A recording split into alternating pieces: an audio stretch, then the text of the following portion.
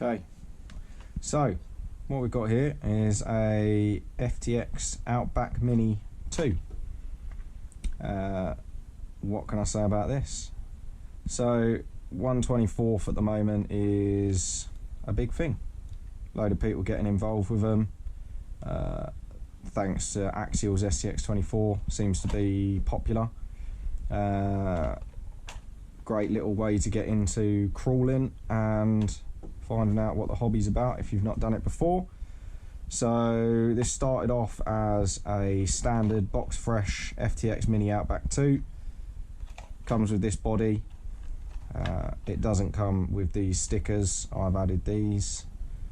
Got it from Redfin Models in Letchworth. Not a bad little truck out of the box, but as with most things, it's not going to be perfect and it can do with some improvements. So along the way, done some improvements. First things first, changed the back bumper slightly by cutting the mount and pushing it further in, and as you can see, trimming the body along the line there of the bumper so that it can then be tucked in nice and flush. To help with the departure angle, chopped a little bit off the body here.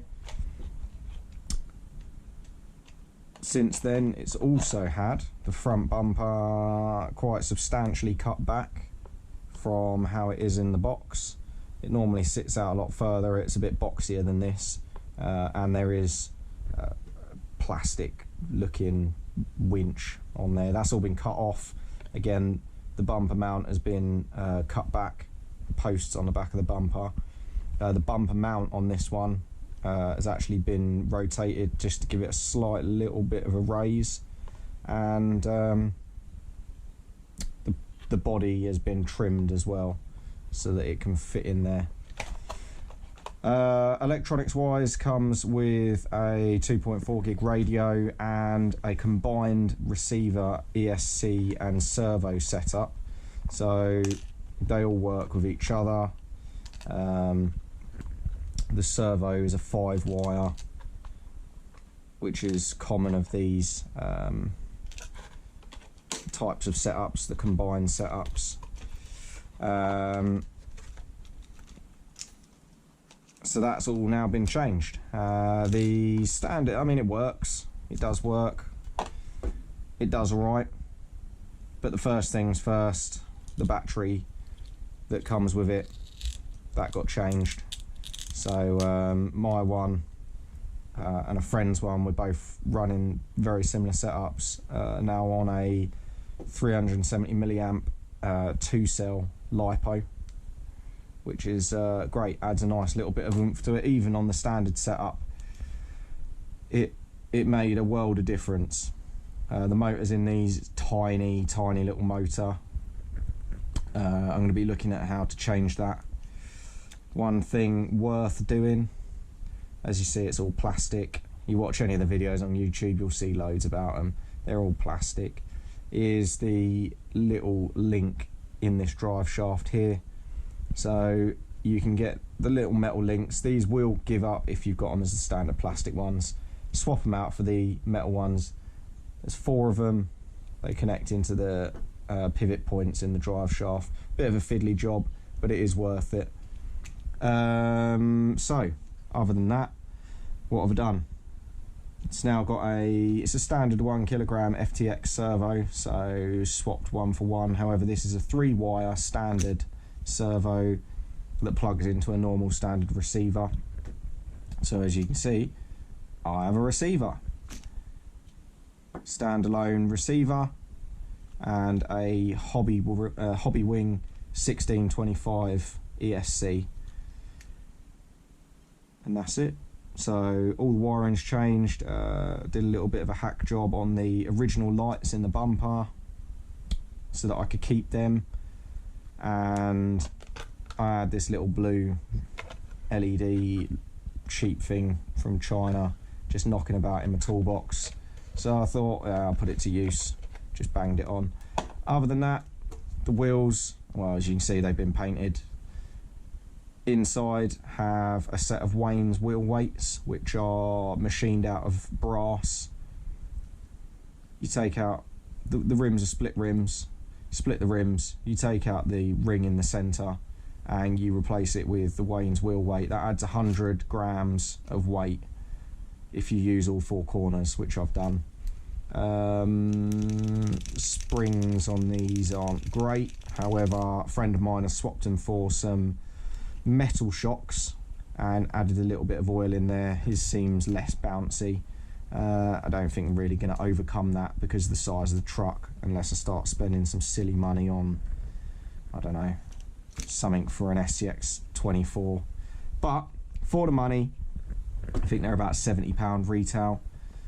70 quid plus a few little mods compared to whatever you'd spend on a RC four-wheel drive Delandy or whatever. These are a great bit of fun. If you're just going to use them for messing about inside, making little courses, there you go, perfect. Not much else I can say about it. Made a little video now, which is the comparison from the last time. The last time it had the combined ESC receiver servo setup. This time is with the cutback bumper, the new electronics. So I personally think, hands down, it now is more capable.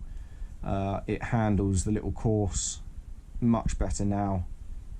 No issues with the approach angle. Last time I was getting hooked up on the corners of the bumpers. Yeah, brilliant.